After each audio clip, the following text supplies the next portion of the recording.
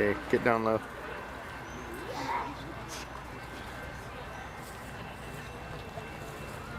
It's gonna be going by really quick, so don't move whatever you do.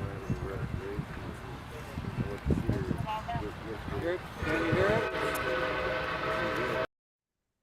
What's up, everyone, and welcome back to the Trainman Report.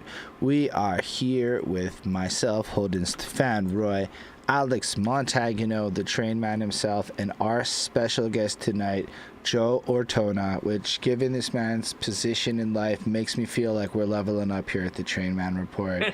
No offense to our other guests, but look, he came through with the suit. Out of the trenches. He's got important meetings after. It's a real blessing, and thank you for coming through and sharing your time with us. Because we got to be a little more brief, appreciate everybody tuning in. It is a live show. Feel free to leave any questions and comments. We'll do our best to incorporate it. If you're watching after the fact, like, comment, subscribe, share with your friends. And if you want to be on the show, we'll talk to anybody, trying to talk about NDG primarily. That's the focus. That's who we are here for, is the most localist of local news podcasts that is sort of not a news podcast. On that note, Alex, take it away with your intro. Wow. Thank you so much for that, Holden. Yeah, we are definitely blessed. Thank you so much, Holden, for everything you do. Holden, for everybody who's watching, is responsible for all the back end on this thing. So a big thank you goes out to him. But back on the main subject of the show is Mr. Joe Ortona. Did I say that correctly, sir? I Ortona. did not. Ortona. I'm Italian. I'm messing up his last name. So I can't tell you how important this interview is, or this podcast, I should say. Joe is the chair of the EMSB. It's the English Montreal School Board, and they are managing a number of educational institutions within NEG. I'm just going to list off a quick list here of them. We got Royal Vale, Elizabeth Ballantyne. A lot of kids in NEG go to Elizabeth Ballantyne. My son did. Westmount Park. I graduated in 2000 from Elizabeth Ballantyne. I don't know if that time capsule thing's happening, but I put stuff in that time capsule. There we go. We got a connection, another connection here. We got Westmount High School. My son went there as well. Roslyn, St. Monica, Willington, Royal West. Royal West is a high school with an international reputation. My daughter went there. Excellent school. And then we got Marymount, another excellent high school. I know Marymount very well. I went to school down the street with them, and a very good school with excellent credentials. And the big news is recently, which Joe, you gotta be proud about this. It's like it was plastered all over the news. It's a credit to you and to the EMSB. You guys had the highest graduation rate in the province of Quebec, 96%. Is that correct, Joe? 95.9, but I'll take the extra 0.1. Wow. But yeah, it's an extremely incredible result, and all the credit goes obviously to the students who get those results, and our teachers who do an amazing job, and everybody from the school to the board administrators to the parent and community volunteers. We're obviously very, very proud of that. Excellent. So if anybody who doesn't know, the EMSB is one of the leading institutions in this province that's, standing up for the small guy, the minority populations, in my mind, the Anglophone minorities. And that's not unique just to, old stock English. Just for anybody not from Montreal that may be tuning in or seeing this, that's the English Montreal School Board. Oh, thank you. Yes. So, Montreal's Anglophone population is not really, you can't really pigeonhole anymore. It's really a dynamic mix of people whose first language is English for a variety of different reasons. And Joe is no other than a leading champion for minority rights in Quebec. So let's state that for the record. He's a lawyer by profession, and he has been ostracized by nationalists and other political leaders, which I think, sir, you should wear that like a badge on your jacket. Yeah, it's kind of cool. Good for you, sir. So what we usually do in this show, Joe, is like, I'm yapping way too much. I want to let you talk. What in particular is your origin story? Because I've looked at your like profile, and you've been to John Abbott. I went to John Abbott. You've been to Dawson. I went to John Abbott too. Yeah, it's like University of Ottawa. You've been very, very active. Oh, you did police tech at John Abbott. I remember the police tech guys at John Abbott. I remember that program. So shoot, tell us your origin. Where were you born? Where did you go to elementary school? What's your story? Everybody has a story. Yeah. So my story is my childhood was similar to that of any typical Italian Canadian. I grew up in a very Italian neighborhood, born and lived in St. Leonard all my life. Okay. Definitely Italian. Yeah, definitely. Villa Sal and Villa Mard. Go ahead. So very similar. Yeah. When it was time to enroll me in school, my parents, who were both teachers, wanted to make sure that I spoke French well, that I would be fluent in both official languages. So they were looking for a school that had a very good French immersion program. And unfortunately, there weren't any in our area. In fact, all the local English schools all had English core programs. And I have an older brother, and he went to the local school because the school board, the Catholic school board at the time, promised that they would get French immersion schools. And 5 years later, when it was time to enroll me, they still didn't have those schools. So I wound up going quite a bit of a distance away. I went to Nesbitt School, which was a 45-minute bus ride in the morning and another 45 to get home, but because they had a French immersion program. And so, very, very proud of the education that I got there. And it led me to be able to go on to post-secondary studies and university in French, and was able to, didn't miss a beat with the Francophone students. I went to high school at Vincent Massey Collegiate, which is also an EMSB school. Very proud of the education I got there too. It's one of our top schools. Every year it gets really great results. And I always had a passion for criminal justice, so I wanted to be a police officer when I graduated. I did go to John Abbott. I finished police tech. I got my deck, and I wanted to pursue my studies. I studied criminology and eventually wound up in law school. I just got to stop you. Just so people understand. He went on to UDM, University of Montreal, and did his degree in criminology. So I just wanted to point that out to our listeners, that you went from an English institution into full-blood French institution. So go on. I apologize for that interruption. And that's okay. And University of Ottawa was also exclusively in French when I studied. It was really, yeah. Yeah, every class was in French. The exams were in French. Everything was in French there because it was civil law that we were studying to practice law in Quebec. So eventually graduated from civil law there. Also got my common law degree as well, and been practicing since I became a member of the bar in 2011. So are you still a practicing lawyer? Yeah. So when we hear about these, legal actions, you've won quite a few. It's shocking. I said, wow, look, someone is fighting for us. I get when I read the paper, open up the paper, and I go, oh, Joe EMSB did this and this, and they won this.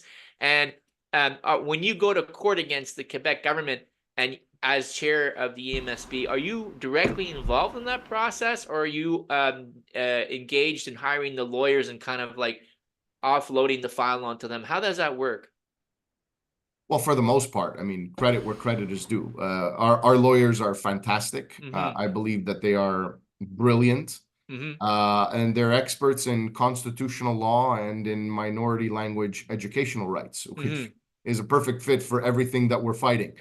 Of course, it helps being a lawyer because I understand the Constitution and I understand the legal arguments, and so I have the ability to engage with them and discuss and be able to provide ideas. But they do the bulk of the work. It's not something that I would be able to do. I have my own legal job, which is full-time, plus the job of chair of the EMSB, which is more added onto my plate, and I wouldn't be able to carry those court challenges all on my own. But our lawyers do a great job, and they've gotten some pretty significant wins for us. You also have, I looked over your LinkedIn profile. You mean you have a history or working for the city of Montreal as well. Is that correct? I did. I worked at the city of Montreal for about 5 years as a prosecutor before branching out and working in defense. And it was a nice experience. Being a prosecutor is a lot of fun. Very different from being a criminal defense attorney. But both are really great experiences to have, I would say, for anybody who enjoys criminal justice or criminal law or penal law. Absolutely two great experiences to have, and they've sort of shaped me in having a better understanding of law and criminal justice and how all of that works. Excellent. So, you know, there has been a lot happening with the school boards in Quebec. You know, there was a big drive. I think it started originally with Mario Dumont, if you remember correctly, with the Action démocratique de Québec. Was that it? Of eliminating the school boards.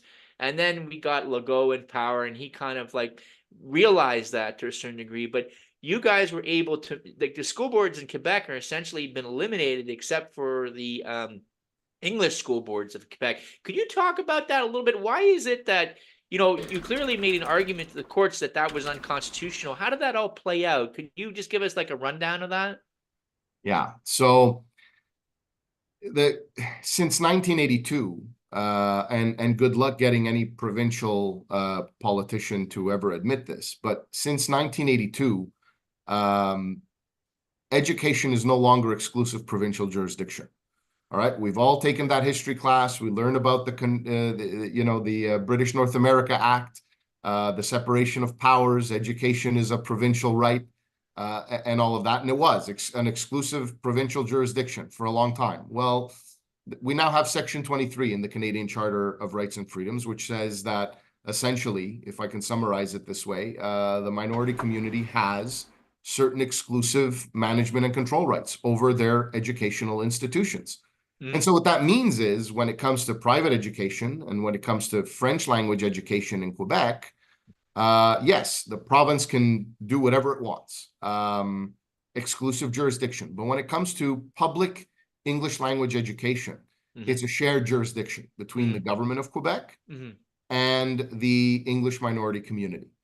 And so when they wanted to change the governance structure and abolish school board elections and abolish elected commissioners and, you know, centralize powers to the bureaucracy or the Ministry of Education that could, you know, impose what it wanted as its strategic plan or its commitment to success plan, or choose which director general to hire, or choose its priorities and be able to override the decisions of the elected council of commissioners.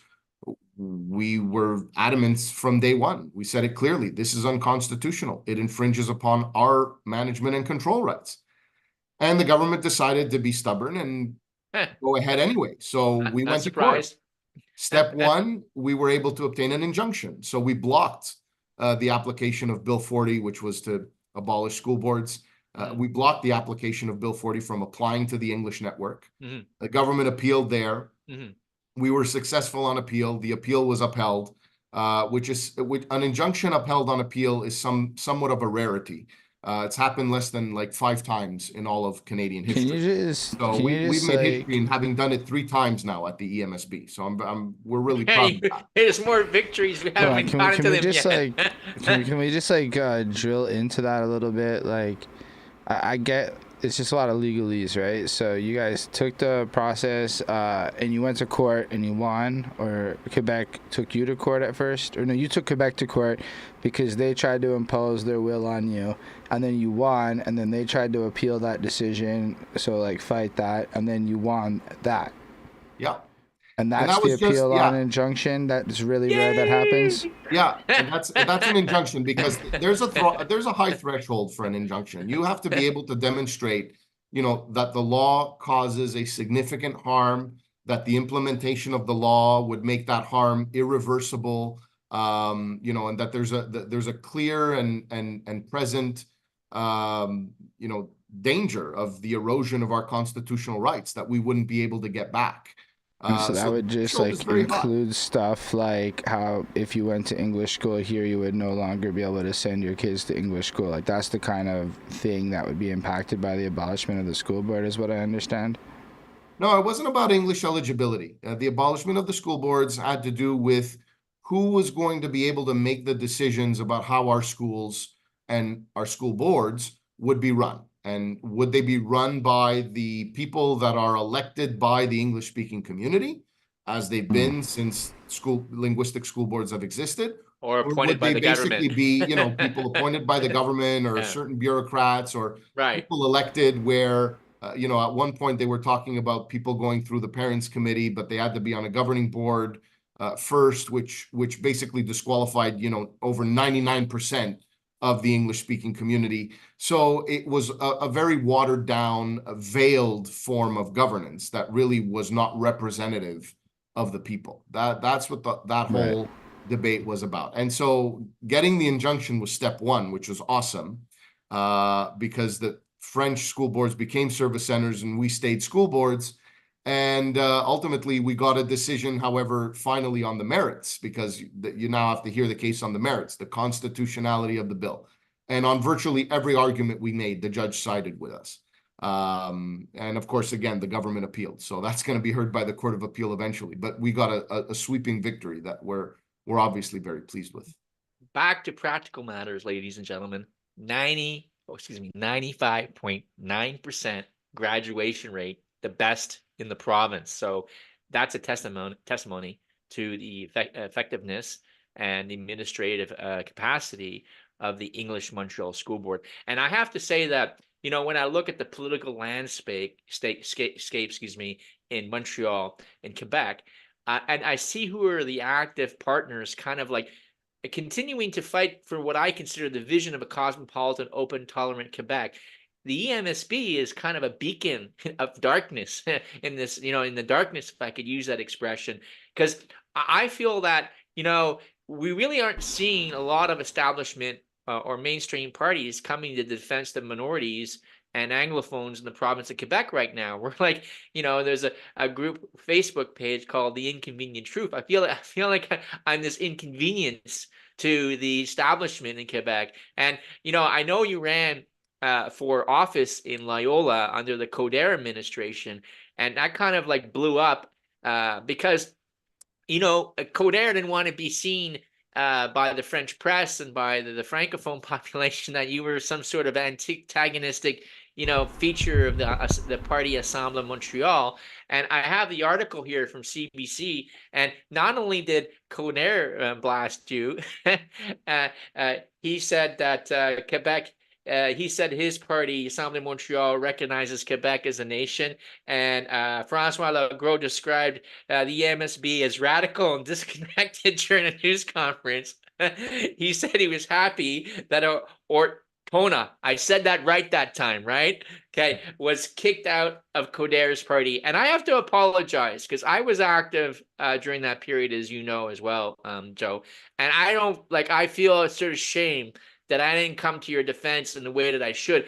I know my neighbor, John, who lives beside me, was like just ranting and raving about what happened to you. And he's right. That was completely unreasonable. Just earlier, Assemblée Montréal was saying that, you represented a dedication to upholding the constitutional rights of the English-speaking community. That's you got kicked out for being too English or fighting for English people? Is that the for calling out nationalists, essentially? I bet. Respect. Do you want to talk to that, Joe, or you want us to go to the next issue? Oh, no, I don't mind talking about it. The one thing about me, I say what I mean and I mean what I say. And kind of like this. they knew what they were getting with me. They knew my reputation as a defender of Anglo rights. They knew my reputation as a defender of minority rights in general. The EMSB, we were one of those who started the challenge to Bill 21, the religious symbols ban. Yes.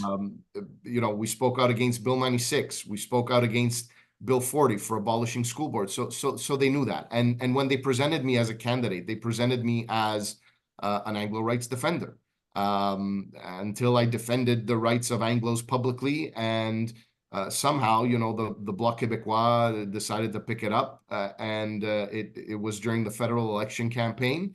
And before I knew it, I was out without being given an opportunity to explain myself. Look, I've continued to do what I do, and I'm proud of what I've done, and I'm proud of how I've been successful in rallying not just the EMSB commissioners behind the cause, but other school boards behind the cause. The EMSB started the Bill 21 challenge, but eventually the Quebec English School Boards Association, which I'm the president of, but was not the president of back then, joined before the Court of Appeal. The EMSB, we were the first to launch the Bill 96 challenge, but eventually we got, again, the QESBA and 7 of the 8 other English school boards to join us in that challenge as well. And to their credit, it was the QESBA that spearheaded, the Bill 40 challenge to protect our school boards. So, Francois Legault could think that I'm a radical and that I'm disconnected. That's fine. That's his opinion. But the truth is, we're the ones who are winning in court. So who's the radical? The one who wants to be a contributing member of Quebec society, who speaks, impeccable French and wants to stay here and wants to be someone who feels welcome, or the person who needs to invoke the notwithstanding clause in order for their laws to be unconstitutional, because otherwise they would clearly be in violation of the Charter of Rights and Freedoms and infringing upon the charter rights of Quebecers. As far as I'm concerned, that's way more radical than anything that I've ever said or done. God, I love this guy. It's awesome, man. I can't get enough of Joe. They need to box you up or something, put you on the grocery shelves, could take you home. Need a little Joe Ortona. Needs a little of that on that. Well, saying that, let's talk about politics a little more. And, I like that subject. It's a subject that I enjoy. And we're looking at an interesting time in Quebec for minorities. It's like we're entering, next year is going to be a very interesting year, and I'm sure you know that as well, Joe. It's like next year we're going to have another municipal election, and we're going to have another federal election. The Trudeau Liberals they seem to be in trouble nationally. They just lost a by-election in a Liberal stronghold yesterday, so it's not looking good. That was a big loss for them, a huge, massive defeat. And now we got Couder, who here we have in a CBC article, who is like clearly a nationalist and pro 96. He's running for, decided to run for the the leadership of the provincial Liberals, the Quebec provincial levels. So I'm laughing and smiling, but behind there is a certain amount of despair, because I'm just trying to figure out, how do we, Joe, I'm asking you this question. How do we as a community, Anglophones, minorities, people don't really prescribe to this kind of like, really rigid idea of what a Quebecer is, and, this kind of chauvinistic, ethnocentric idea of what a Quebecer should be. How do we fit into this political landscape right now? It's like, where do we go? Like, do you feel that, we're really being represented right now out there? Please enlighten us. I'm really curious to know what your opinion on it. It's a big one, I know. Sorry. Yeah, you're basically asking me to solve the political landscape at the federal, provincial, and municipal levels. I'll make a comment on it. Are you happy what you see? Is that something you're happy with, or are you like also trying to figure out how to change the dynamic? It's not working for us. I don't see it's working for us. Yeah. And I hear that a lot. Right. The English-speaking Quebecers, especially in Montreal, don't feel represented. They don't feel represented really anywhere. And I think it's human nature that when you don't feel represented, you disconnect. The disgruntled people have a tendency of staying home, and I would say that you need to use that energy and frustration, but in a way that's healthy, and stay connected. Mm-hmm. Elected officials can be influenced to vote a certain way, to change certain positions, if they know that is where their electors are. And so rather than, disengaging from the political conversations, I think we need to be engaging more. Our MPs should know where we stand on issues like C-13. Our MNAs should know where we stand on issues like Bill 96 or Bill 21 or any other bill that comes our way. And I'm sure that between now and the next election, since Legault is like, in free fall in the polls, there will be other bills like Bill 96 that will be coming. Rest assured. We need to be more vocal. And I would say the same thing at the municipal level. Will you always get what you want? No, you're not always going to get what you want. How do people be more vocal in your opinion? So like, most of us are not lawyers, and how would you advise us, having gotten wins through the system, on actually being more vocal? Because it's easy to just get mad on social media, or even just this podcast could be viewed as rah-rahing into the wind, depending on who you ask. So like, what is the best course of action for the English community to galvanize together and actually create enough noise for the politicians to care? Yeah, that's a great question. And getting mad on social media and writing whatever first comes in your head without even having taken 10 seconds to think about what you're writing is probably the worst way to be able to convince anybody of the legitimacy of your arguments, right? Social media, some politicians may be paying attention to that, but very, very few do, because it's very toxic as an individual. And but write to your elected officials. That goes a long way. Call their offices, let them know where you stand. Petitions. There are ways to let the politicians know that the community is not happy with something. And as I said, are you always going to get what you want? No. Sometimes the elected officials are not going to listen, and they're going to do whatever they think they should do anyway, or they're going to toe the party line, or whatever the case may be. But then the time to express that dissatisfaction is at the ballot box. But sometimes they will listen, and you'd be surprised. I mean, politicians, they know, they follow trends, they follow polls. Legault wouldn't do most of the things that he does if he didn't have polling to suggest that it's supported by a majority of Quebecers. I mean, he basically governs by popularity and as a populist. I mean, he sort of mastered that art. But just because you're in a minority today doesn't mean you can't convince people of the merits of your arguments. And the last resort, and it always needs to be still a resort, even if it is the last one, is when all else fails. We do have a court system, and we are a democracy founded on the rule of law, and our laws have to respect the Constitution. Otherwise, they're invalidated. And so, if they don't listen to us, well, it's part of the reason why we have so many active court cases against the government of Quebec. Yeah, it is trying times, that's for sure. To follow on. So basically, yes, we got to sue the government if we're not happy. If I'm just trying to paraphrase that into like the simplest way to break it down.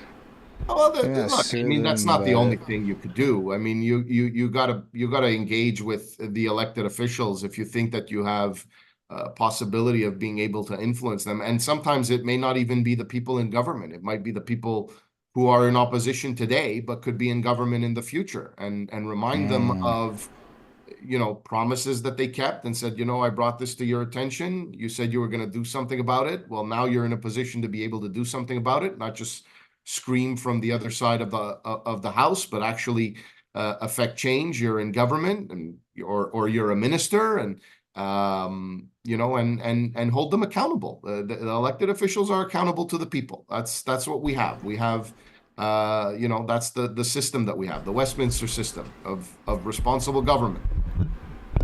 Yeah, saying that, I thank you, Holden, for that question, and thank you for your response there, Joe.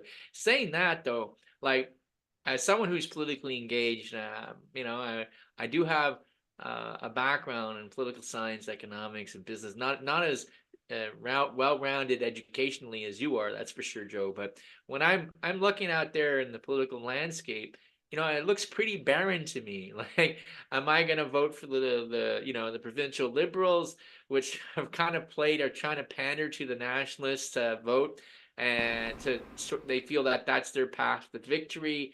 Then clearly you've got Legault, who's playing his game, right? Which is really, in many ways, I find Legault's talk track narrative the antithesis of what Montreal is, right? A cosmopolitan mix and celebration of all the different cultures of the world, and a very rich history, right? If you look at the Montreal flag, I don't know if you were following me when we did the filming of What We Choose to Remember. The flag became the kind of symbol of that film because it has the symbols of all the different communities that made Montreal. So back on track though, when I look at the political map out there, like both at the provincial, the federal, and the municipal level, I really I don't really see anywhere for me to land. And as you know, Brian Mulroney, the last time we had a significant conservative win in Quebec, Brian Mulroney kind of made an alliance with the nationalists and separatists in this province. In particular, Lucien Bouchard and his gang. And we remember how that turned out. And I got to ask the question again, say if there's an election, there is going to be a federal election next year. A lot can happen from here to there, of course, but I don't really see a lot of leadership in the Anglophone community. Gentlemen like yourself, I see you. There's Andrew Cadell, of course, who are the main proponents, I feel, that are pushing forward these issues. And ironically, you guys are both in the courts, right? Yeah, we are. But there are others. Please tell. Who else? I want to know. Look, Anthony Housefather, for example, was Okay. the lone MP who voted against C-13, and he didn't toe the party But line. But he's still a liberal, right? At the end of the day, C-13 still passed, right? So, yeah. Yes, not to give and the Anthony Liberals Housefather presented that bill, but you know what? The Conservatives and the Bloc they all vote. The Greens, made it significantly worse. So, like I said, where am I? I can't vote for they did the same thing. The NDP, the Greens, the Conservatives, they all voted for it. It's like they were all party to that process. It's like I feel like we're like, oh, the Anglophones. Well, well, we can sacrifice a couple of people along the way to arrive at our political ends. But at the end of the day, right, we have a constitution. We're minorities. Chris in the comments is lost. Alex is saying everybody in the government votes for the same things. So when everybody votes for the same things and they're anti-English, who does a young English Quebec person or an old English Quebec person vote for when everybody seems to hate us? I guess that's kind of a drill down, but not just young and old. It's like everybody along that spectrum, along with the minorities, right? There's a significant Filipino community in Montreal, Italian, Greek. And unfortunately, what's happened with those communities, as I'm sure that you will testify there, Joe Ortona, they haven't been recognized as English speakers in the demographic because their mother tongue continues to be Italian, but their effective language of communication is English. So I'm going to let Joe talk. Go ahead, sir. Back to you. What's the question? Well, the question is, really, it comes back to what Holden said. Holden, please help us out here. What's the question? You said the question. You said if you're young, you're old, who are you going to vote for? Okay. That's I guess question. The question is, who do you vote for? And if nobody, okay. Like, I'll give an example. Like, when I watched the last debates, everybody voted for the same thing. So it felt stupid to vote in the last federal election. If I look at the provincial elections, I don't know who to vote for because it seems like everybody hates English people. I'm just being, like, simple with it. But, like, when you're in these moments where there doesn't seem to be any options, what are your options politically? Yeah. So, I mean, there are plenty. Come on, Joe. Come on, tell us what to do. Alex, let him speak. There have been plenty of examples throughout history where communities feel disenfranchised or left out.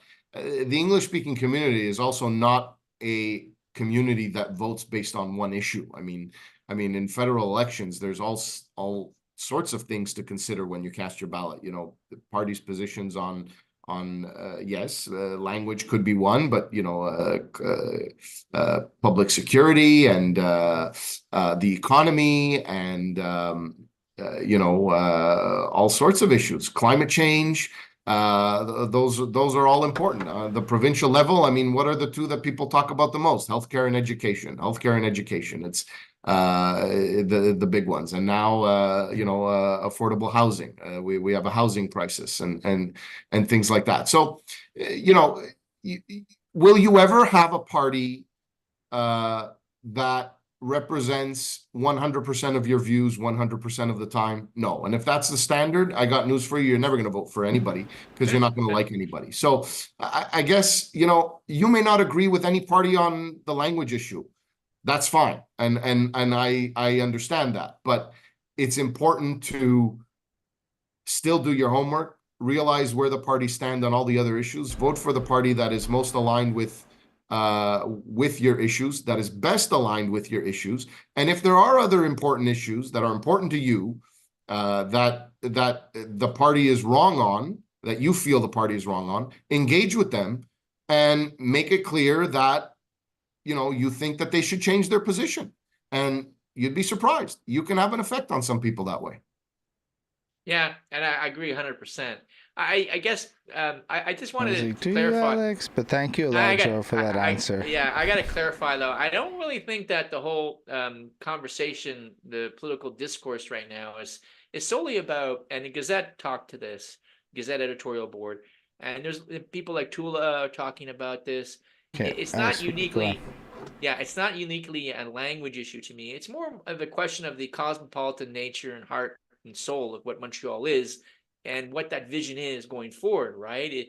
Is it continuing to be that vision that's part of the Canadiana experience, or are we moving to a asymmetrical federalism kind of model? And now what I'm seeing is that we're moving to an asymmetrical federalism model where there's a kind of de facto recognition of this Quebec province that has a very distinct and unique culture to itself, and the government is sort of engaging in sort of this kind of like cultural intervention and determining what cultural outcomes should be, which is really weird. Like I really personally have a lot of issues with that. But moving on, I don't want to dwell on. Do you have anything you would like to add to that, Joe?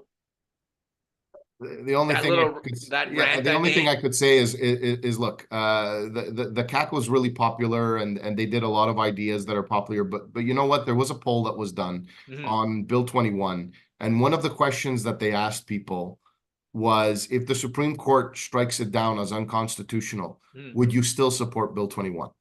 And support for the bill went down dramatically. And so when I look at that, I'm hopeful, because what it tells me is Quebecers are people who respect the rule of law. They respect the democracy in which we live, which is founded on our constitutional rights. And the truth is, the more educated you are, the tendency is you're less likely to be biased or bigoted. The more educated you are, the more you are open to tolerant societies. And the younger you are, the more you have a tendency to get educated. Our younger generation is starting to, reject these old divisive nationalist positions. And there's hope that things can change. It's cyclical. I don't think that things are always going to be the way they are today, 20 or 30 years from now. I think that it can change, and I'm optimistic about that. Thank you for that optimism. I needed that. I really did. So we've been saying week over week, young people be different. I'm really happy to hear that, young people. Honestly, because I'm tired. I'm getting tired of this stuff. I drive Uber on the side. I do some. I have a life that lets me meet a lot of young people, but like a little bit older than the young people you deal with. And honestly, anybody under the age of 25 that isn't bilingual in Montreal is a rarity. Like, they're all bilingual. All the young French kids want to be in touch with English culture because it's where all the lit stuff is. It's like, do you really want to watch the Marvel movies in French? No. And they're not bilingual because the English-speaking Quebecers are anglicizing them. It's because they have everything now on their phone. They have access to YouTube, Snapchat, TikTok, any popular music, any popular movie, and it's accessible in their home. So they can restrict our right to exercise, the English language all they want, but that's not what's going to save the French language. If they want to protect the French language, they need to make it enticing for the student, for the francophones to want to keep their language. And the way to do that is not by restricting English. It's by making sure that they learn French, they learn it well, that they're able to master the language, that we don't have the dropout rate that we have, and the illiteracy rate that we have in the French public system. I mean, let's start there. And I think just that in and of itself would go a long way. That is a really interesting thing I was unaware of. There's worse literacy rates in French schools, is what you just said? Well, we have the highest graduation rate in the province of Quebec, and the English public schools are outperforming the French public schools. I mean, the dropout rate in Montreal, Laval, and Gatineau for boys is 60% in the French system. French? 60%. 60. A majority of young men are not graduating. That's school? Insane. Yeah, high school. Crazy. They're dropping out of high school. You want them to master the French language? I mean, they're not going to master anything. Wow. Wow. There's an argument. Right? They're not investing in education. How they Alex, can improve French speaking in Quebec. Wow. To me, it's like, damn, that's a serious Joe, thing you just never dropped a look bomb at. there, man. You blew it, because honestly, I'm not really up to date on my school board stats. I don't have kids, and so I just don't think about it at all. Yeah, but you pay taxes. You pay school taxes holding through your rent, by the way. You should know I'm fine with that. I mean, that's a fact of life. But I didn't know that culturally speaking, there was such an education gap between the two groups of people. And I don't think people realize how much that stacks over time, especially when it comes to things like critical thinking skills. One of the things I describe a lot is what I call Canadian privilege, because across Canada, our literacy rates are actually really high compared to, like, say, the hood in America. And so we judge things there and assume that the people there can just read and understand things, but in a lot of environments they can't, and they rely more on things like oral storytelling, which is why you end up with a lot of the hip-hop you do, because it's just another medium of communication. And it's because people can't read properly, which is wild to me. And then I didn't even realize that we have that happening here in French going on. Because if you're not graduating, you're not getting post-high school reading skills. Yeah. Very good point. Which just means you can't understand the news. You can't follow any of the stat stuff. That's crazy. That's actually a big problem, Alex. All the English stuff aside. That might be a bigger problem than anything we've discussed on this show before. Yeah, it's a huge problem. And I have a son who, really had a hard time in school. And he ended up at JFK. And you had a special program for him there, Joe, and he was able to flourish and like he never did in his life. And I have to thank the EMSB and the JFK. Like I tell you, I was a frustrated father at the end of his rope with his son, right? And thank you. But saying that, one of the reasons why we wanted to have you in the show is there's school board elections coming up. You have publicly stated that you want to increase participation rates, which I commend you once again for that goal.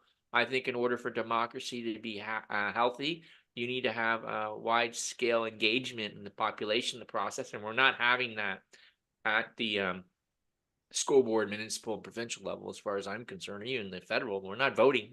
The tradition of voting is like it's dying in some ways. Mm-hmm. And mind you, I don't really think it's your Alex, we got limited time. We got to ask the yeah, I question. know, but I don't really think it's Joe Ortona. Did I get that right? Yeah. Yes. Responsibility to raise those rates. Talk to us about that. And we have a school board election. When is that happening exactly? School board elections are November 3rd. Right. For all the English language school boards across Quebec. Mm-hmm. And so look, participation rate, I mean, it's relative. I mean, people say it's low. Yes, participation rate has been historically low, but much higher than it ever was in the French sector. And the positive to retain about the participation rates is that in the English school boards, they've always gone up from every election. So at the EMSB, for example, it was about 21.8%. So, you know, if we can get that to 25%, 30% would be fantastic. But if we can just get that up there, we'd be almost on par with some municipal elections. And That's a fact. yeah, I mean, you know, I mean, I've seen municipal elections where the turnout was as low as 32%. And nobody ever used low participation rates as an excuse to abolish municipalities. Nobody says, oh, nobody votes in these elections. We don't need mayors and councillors. You know, the government of Quebec will just appoint people to run city affairs. Nobody says that. So I reject the legitimacy of that argument. The truth is, it's the community, if they care, they're engaged. They should go vote. They should be informed about who's running, what they stand for. Obviously, I don't want to go through the ugly history that was at the EMSB, but you know, it went through a very difficult time. But when I became chair after the trusteeship, aside from the primary mission of educating children, I made sure that, you know, it was important for me to restore the reputation of the EMSB. The schools had a great reputation and the board did not. That's not because of the board administrators. It was because of the politicians and the petty partisan politics. And I wanted to restore the reputation of the EMSB as a good school board and as a credible voice for the English-speaking community. I think I accomplished that. You know, on day one, we installed air purifiers in the classrooms, even though the government of Quebec said, you're not going to do it and we're not going to give you the money for it. Well, again, you know, Section 23, management and control.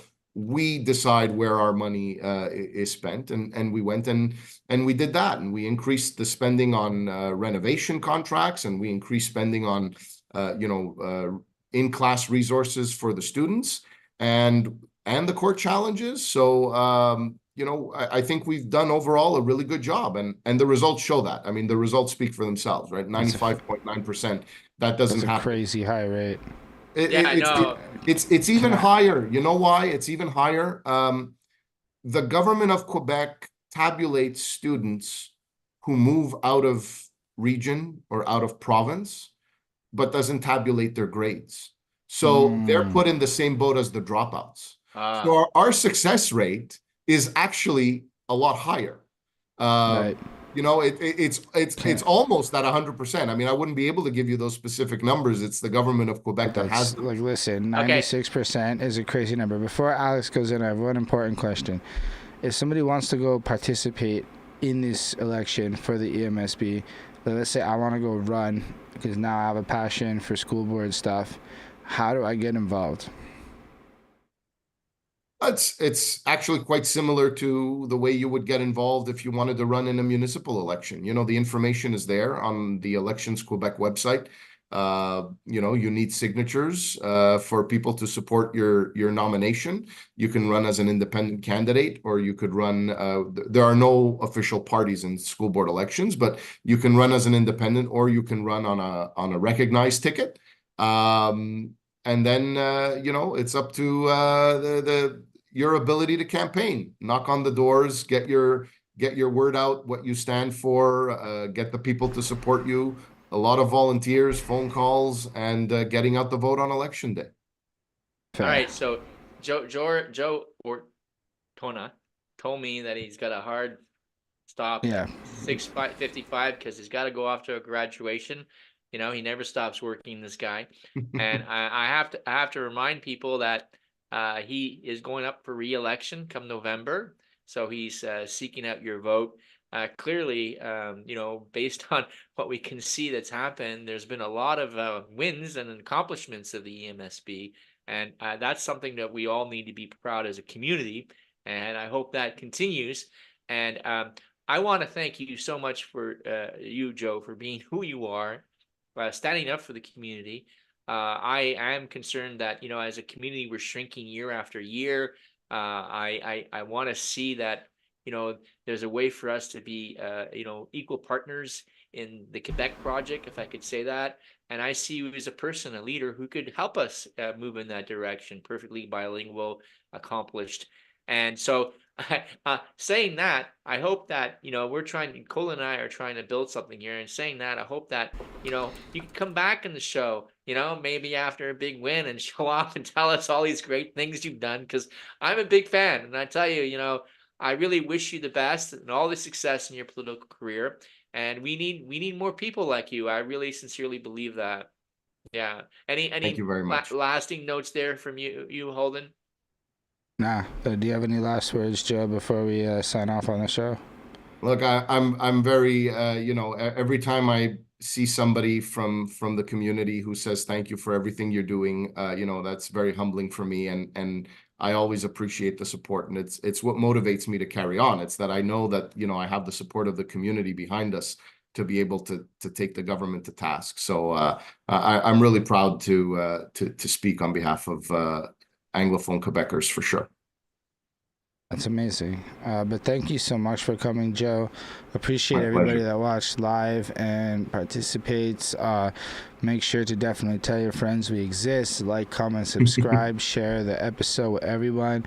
Given how local everything is here, this show can only grow based on you, the community, sharing it with you, the community, person by person, because that's the potential. There's no algorithm here for us. So thank you all for sharing the love in advance. Appreciate everybody out there. Thank you again, Alex and Joe. Have yourselves all a wonderful night and live long and prosper, everyone out there. I gotta get this link.